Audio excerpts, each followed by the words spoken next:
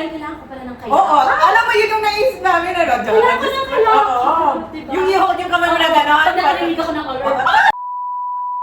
Hi guys! Welcome to our third episode of Raw, real, unfiltered! Today's episode, we're gonna discuss living uncertainty in a safest city. Yeah, that's a good topic today, you know? So, very good topic.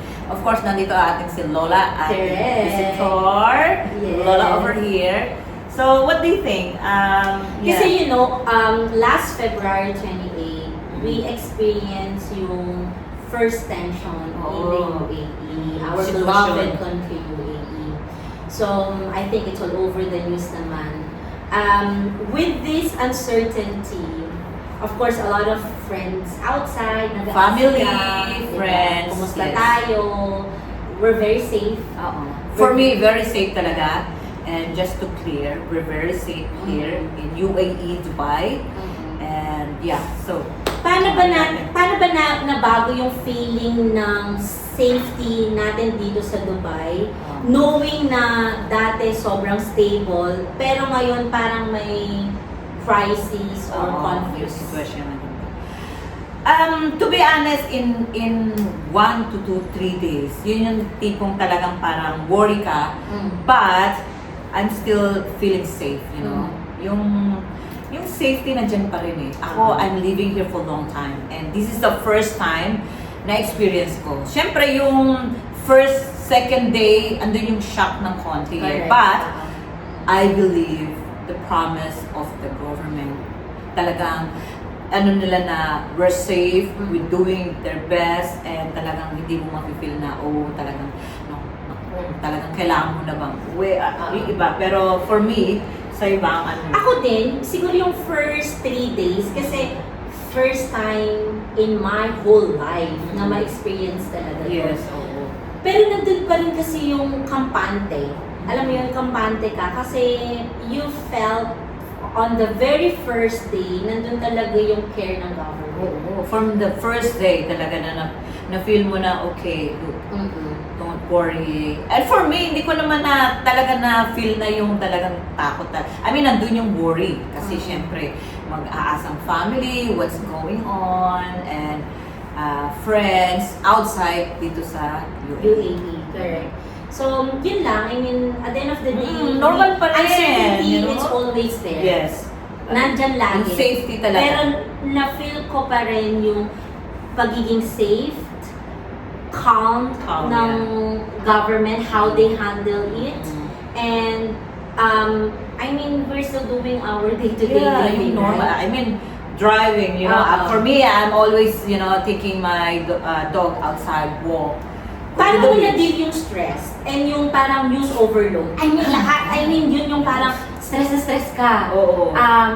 Ako, on the very first day, nag-post talaga ako sa Instagram. Kasi in the news, oh my God, fake news. Fake news, number Sa one. first day pa lang, Oo. parang nakita ko, when I was watching the news, nakalagay, Dubai turns into ghost town. I was like, on the first day, ghost town na agad? Yes. Di ba? Ay, Parang pinapakita nila na photos or videos is yung nasa yacht area. Yes. Of course, those yacht area, wala kang makikita tao talaga. But Pero I just know, don't like the dramatic way. Very dramatic.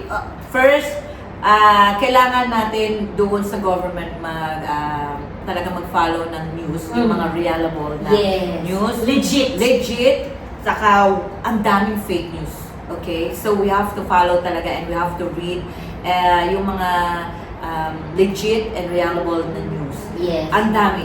Dramatic na fake news na talagang overacting. Kasi kapag nag-i-scroll ka sa social media, Social media nowadays. oo. I mean, lalo na ngayon may AI, Oo. they are exaggerating things. Yes.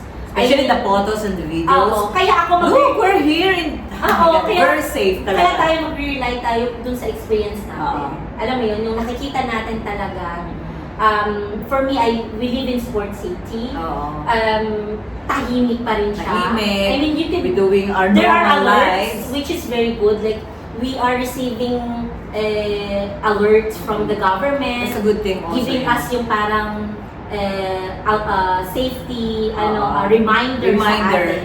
So, ayun, for me, stress, 1-2 days is fine, but still, yung normal days na ginagawa namin, working, yung, syempre, meeting friends. Mhm. You know what, I go out with my daughter, I mean, I went to her house, doing a barbecue, and then other day, we having breakfast with friends, we having, Walking with dogs. dogs. So, come on, ang fake news talaga, it's really not good. Lalo na kung hindi ka dito nakatira and you know what is going on. Alam mo, ang nakakatuwa kasi, hindi kasi ako pumapatol sa mga posting sa Facebook. Especially Or sa social media, you know. But pero kapag may mga reliable na media sa Philippines, for example, okay? Like yung mga big networks sa Philippines, kapag nagbibigay ka ng news na hindi tama, and I felt bad. Really? I mean, know. nagko-comment talaga ako, I don't do that. Pero kapag sobrang naiinis ka, because I wanted to protect. Kasi wala sila dito Oo. Hindi nila alam. Pero tayo kasi talagang nandito ng matagal na Oo. and then tapos mag-fake news sila ng gano'n. Oo. Nakakasama rin ng loob. Exaggerating Pero exaggerated lang, yun. So parang, although we don't invalidate yung nararamdaman ng mga iba, we don't invalidate yung Comment na-feel nila na yan Opinion nila yan natatakot, o yung mga nakatira So, dito na nag-choose na magpa-repatriate, umuwi muna sa Pilipinas, hindi natin ini-invalidate yung nararamdaman nila. Oo, lalo Pero na yung for me, as a safety. for my personal experience, I am safe. Oo. We are still okay. Safe tayo. My mom is here. My sister is here. We're living Our family is here, Our family is here. Family is here, our pet is here. So my daughter's like, Mommy, Yeah. don't think about too much, I mean, I'm not thinking about too much. But she is the one's like, it will pass. Mhm. It will finish soon. So we're here in a safety rather than, I mean, Philippines is my first country ba? Nag-comment talaga ako kasi nga dun sa mga social Ikaw, media na I'd rather nakaka-assure. stay here talaga. I support UAE. I mean, Oo. I love your safety. So rather sorry. Pero, yung mga ganung comment, it's So- your opinion, but this is our opinion because we felt safe. Sa ngayon, being in the UAE during this tension, iba ba yung nararamdaman mo living in the UAE right now? Or it's still the same? Still the same, with driving, I drive a lot, I'm visiting my friends. Okay, let's have breakfast in the morning and a beautiful weather, Ako, for me, this is a proof that the government is having a strong leader. Yeah, strong leader, So parang they can handle this kind of naramdaman mo situation. talaga na despite of experiencing this kind of tensions, they really handled very, very, Very well. well.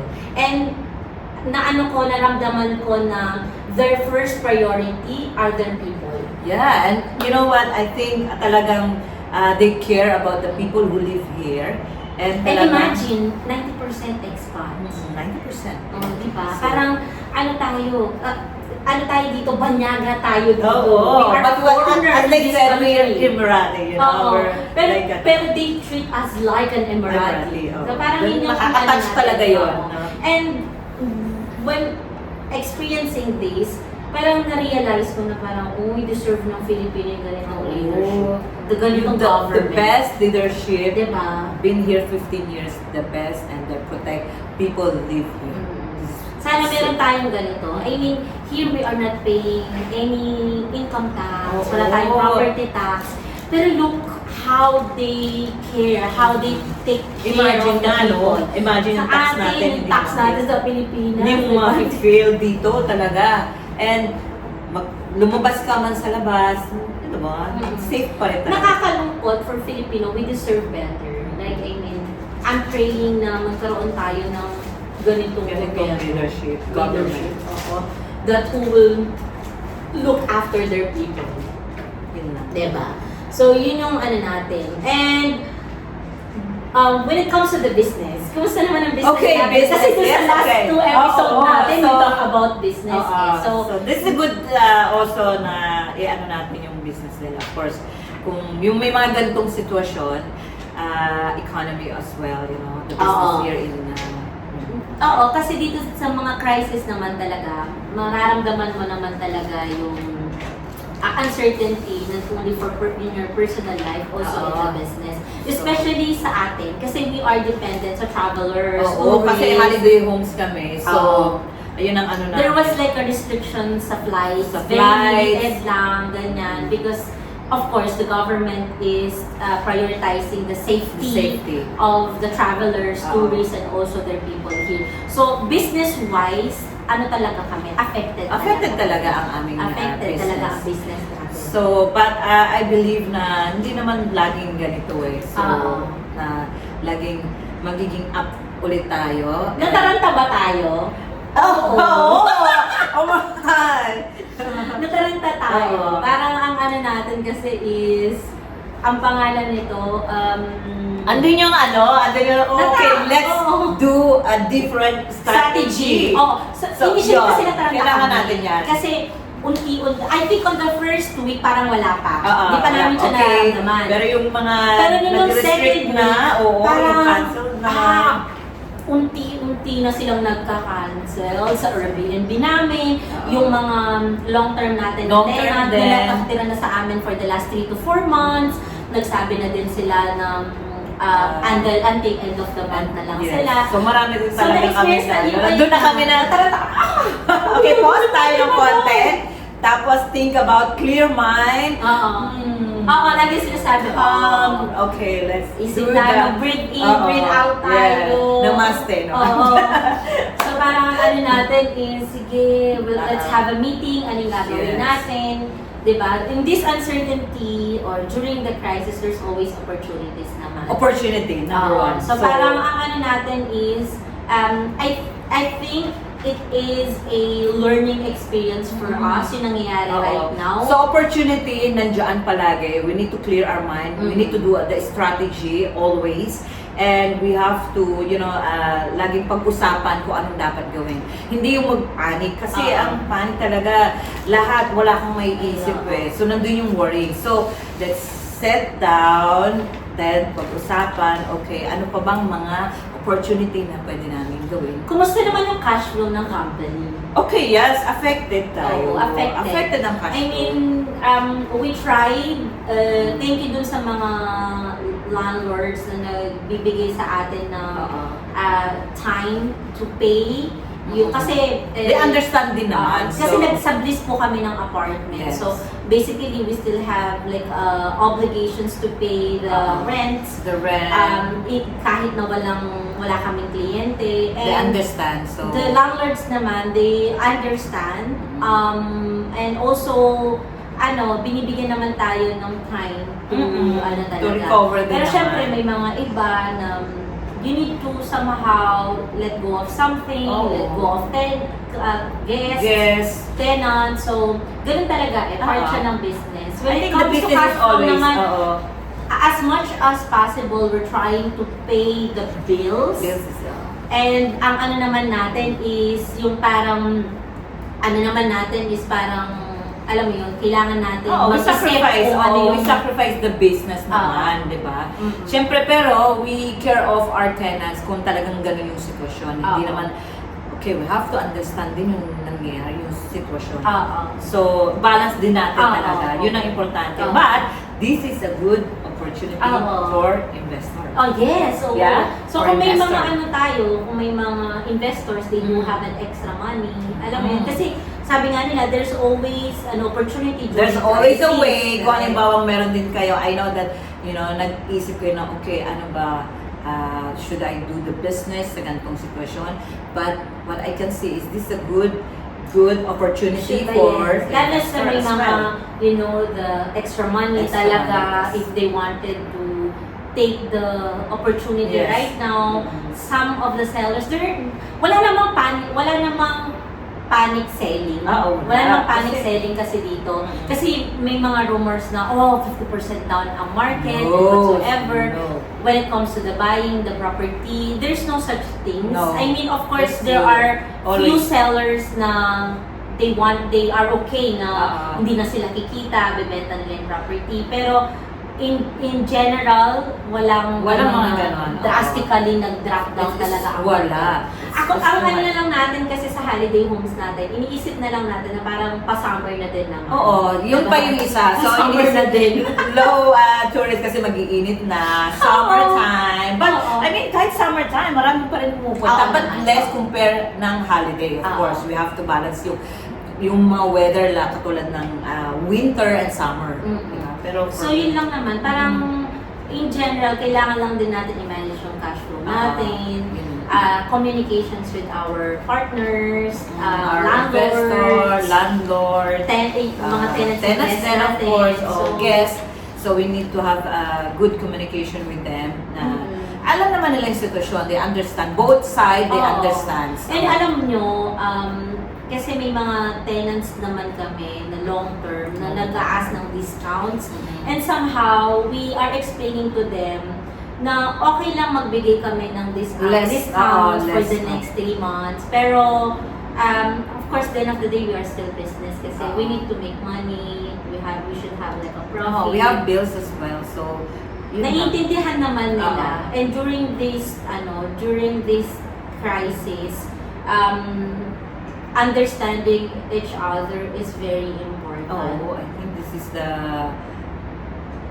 important nowadays na intindihin na bawat isa. Oo. Both sides. Kasi lahat stress, Oo. parang lahat may tension, lahat nai-stress na siya. Pero yun nga, laging sinasabi na you should have a clearer mind. Clear mind. Okay. Diba? Meron ka dapat, naaano mo talaga na, this shall pass. At wag din naman ito magiging permanent. Oo, yun lagi naman sinasabi Every day, ko, like, di ba? I think yesterday we got news naman na So that's the good news. Trump, sabi niya na they have a negotiations with the other country, which is a good, a positive Good way din na start this. correct. Kasi ako talaga, you're in a safe country. And for sure naman na hindi naman to permanent. This is temporary. And this is a very short temporary. So, and come on.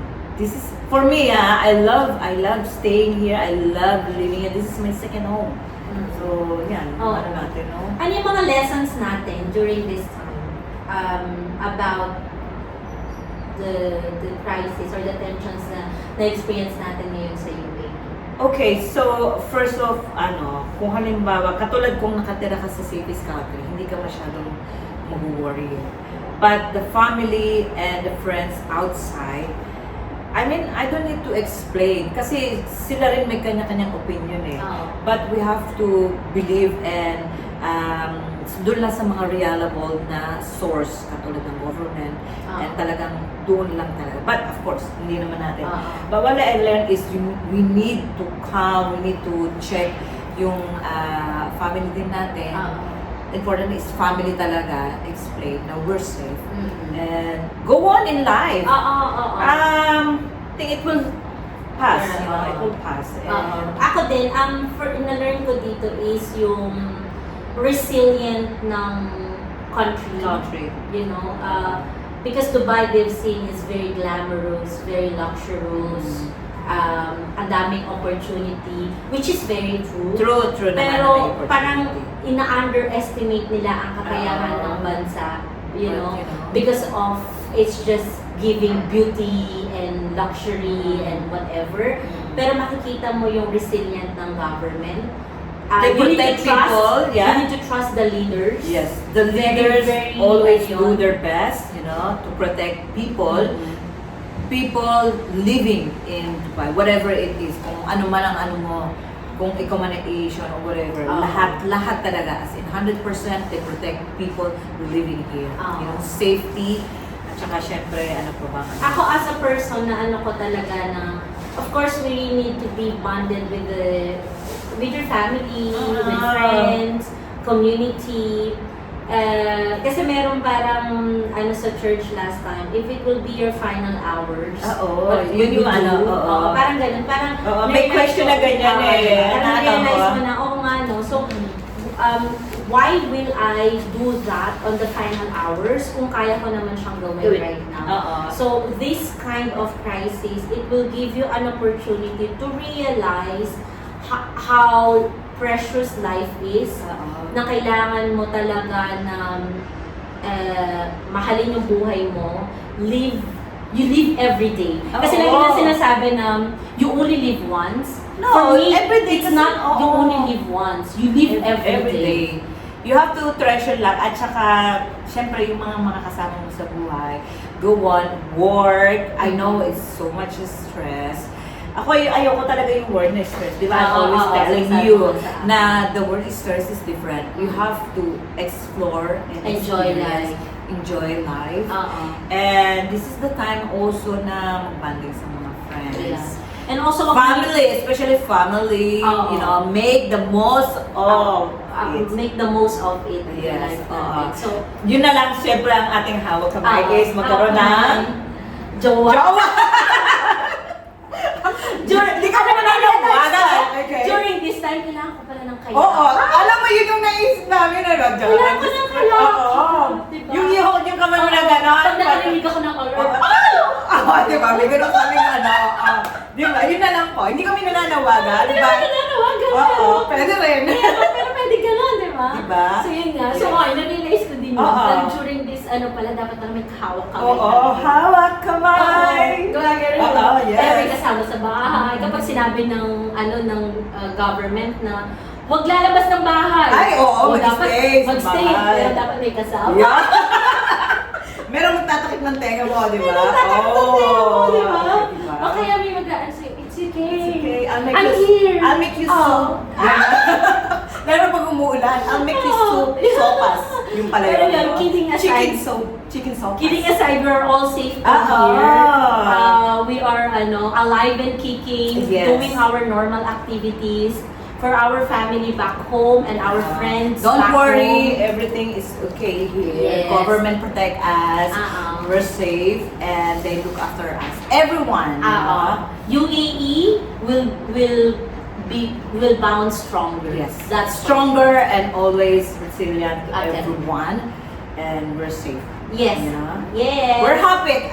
And my daughter, my son is just really relaxed. Oo. Like, mommy, you know? Ang lagi natin sinasabi is, we love Dubai! So, ayun. Thank you Yes. so much, Thank you so guys, for much. watching. Keep pray and always be safe. Be safe and Siyempre, yung mga investor natin, nandito kami. we're still here. So, yun. Thank you so much, guys. Thank you and so see you on much. our next episode of Unfiltered! Bye! Bye! Bye!